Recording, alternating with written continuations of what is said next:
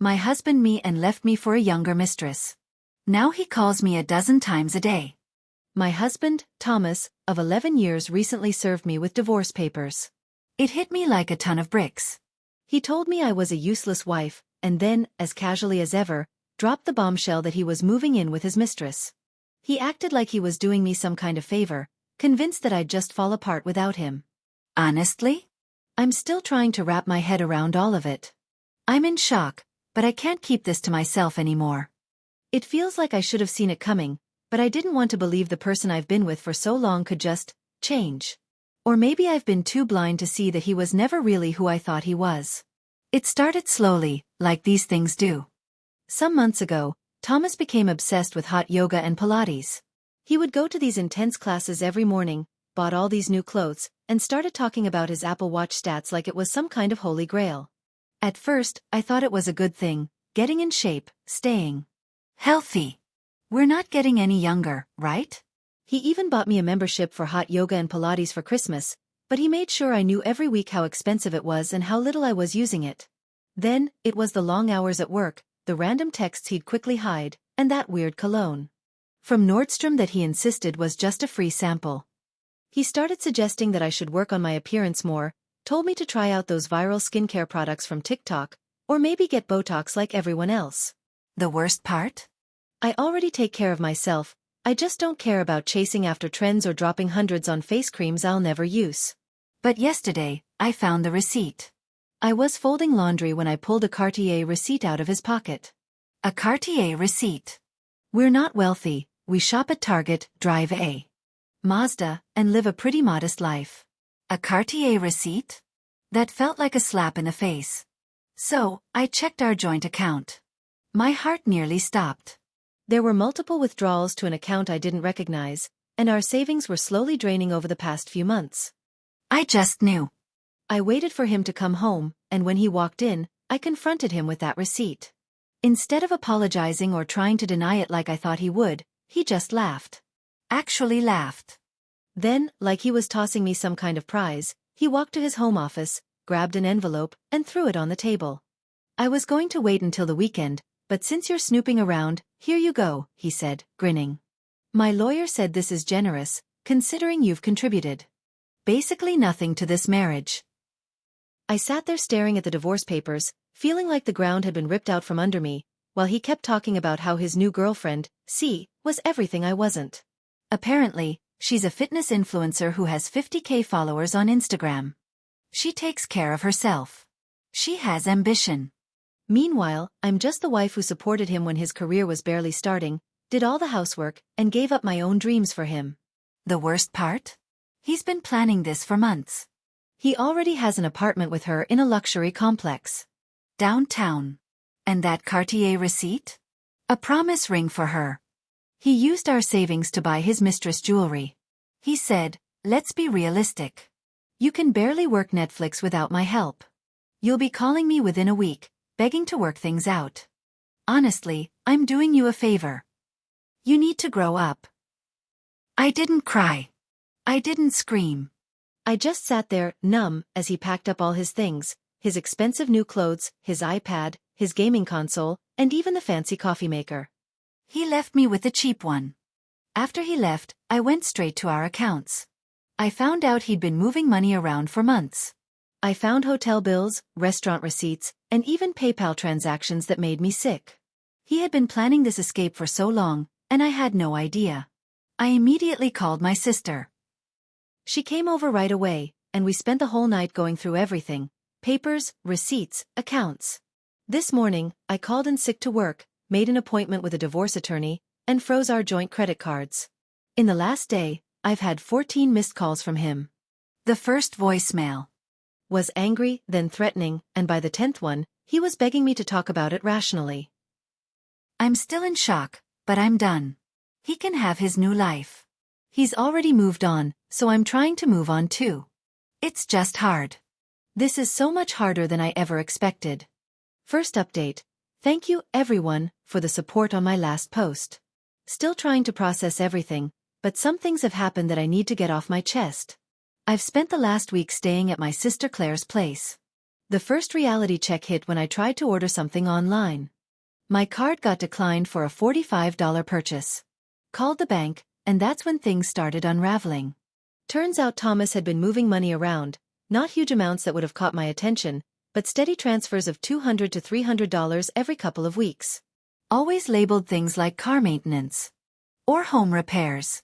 Real basic stuff that I wouldn't question. Looking at it now, I feel kind of stupid.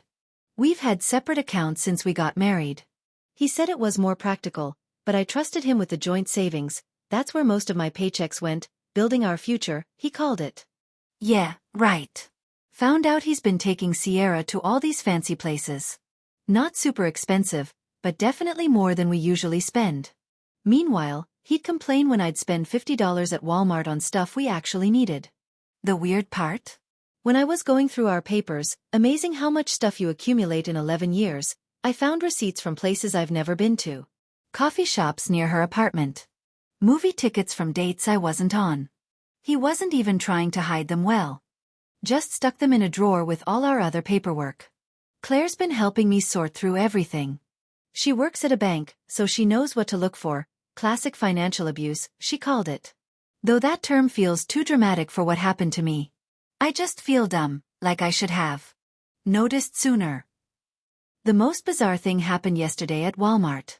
I was getting some basic stuff, toothpaste, shampoo, you know. Ran into Thomas's cousin Ralph and he told me Thomas had a history of this behavior. Thomas keeps calling, not as much as before, down to maybe 5 to 6 times a day now. The messages switched from angry to weirdly concerned. Just worried about you handling the bills, he texted yesterday. As if I haven't been paying my own phone bill this whole time. Sierra sent me a message on Facebook, nothing dramatic, just a we should talk sometime. Left her on read. What's there to talk about? She knew he was married. She's not some innocent victim here. I met with a divorce attorney yesterday. She seemed concerned about some of the financial stuff, especially when I showed her how he'd been moving money around. She said we need to act fast to prevent him from hiding more assets. The biggest shock came when I finally logged into our old shared email account and found confirmation emails. For a credit card I didn't know about. Not some high-limit card or anything, just a basic card with a $3,000 limit, but he'd been using it for months, mostly at restaurants and gas stations near her place. Today, I opened my own bank account. The lady at the bank was super helpful, showed me how to use their app and everything. Oh, and I finally figured out why he always insisted on handling the Netflix account. Found out he had a separate profile set up that he'd watch with her. Real classy, Thomas. Edit 1, thanks for all the advice about freezing credit, already done. Turns out it's pretty simple. Edit 2, yes, I'm documenting everything. Have a folder on my phone full of screenshots. Edit 3, for everyone asking, no, I haven't responded to either of them. Lawyer says to keep it that way. Quick update because this week has been wild. Remember how Thomas was so sure I'd fall apart without him? Well, karma had other plans. It started when I finally landed a job at a local company. Customer service, $18.75 an hour, that's in the same building as one of Thomas's biggest clients, the ones he's always trying to impress. I didn't plan this, just saw the job on Indeed and applied. First day at work, guess who I run into in the elevator? Thomas, wearing his important meeting suit, the one he maxed out our Nordstrom card for, with Sierra trailing behind him like a lost puppy. His face when he saw me in work clothes, carrying my new laptop bag? Priceless. Sierra just stood there awkwardly, probably wondering why her successful boyfriend suddenly looked like he'd seen a ghost. Remember how Thomas always handled our finances because I was too scattered to understand them? Turns out my new manager, Danny, actually likes how detail-oriented I am. He asked me to help organize some spreadsheets for the office while I was learning Excel. I started applying those same skills to organizing all the evidence of Thomas's financial shenanigans. The best part? I didn't have to do anything dramatic. Just handed over my neatly organized folders of bank statements, credit card bills, and screenshots to my divorce attorney. She actually smiled when she saw how thorough I'd been. This is perfect, she said. We won't even need to hire a forensic accountant. Thomas found out about this during our first mediation meeting. He showed up all confident, probably expecting me to be a mess. Instead, He walked into a room where I had printed copies of every shady transaction he'd made in the last year, including the charges from hotels near Sierra's apartment that he claimed were business meetings. His face when the mediator started going through the evidence? Better than any revenge I could have planned. But wait, it gets better.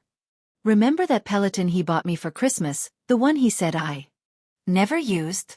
I finally logged into the account last week. Guess what I found? Workout history showing him and Sierra using it together at our house on days when I was visiting my sister. Yeah, in our house. I mentioned this casually during mediation, just slid the printed activity log across the table. Thomas actually stuttered, trying to explain that one. The real karma hit when Sierra finally realized Thomas isn't as wealthy as he pretended to be. Apparently, she found out he's still paying off that Cartier promise ring, which, by the way, wasn't even from the actual Cartier store.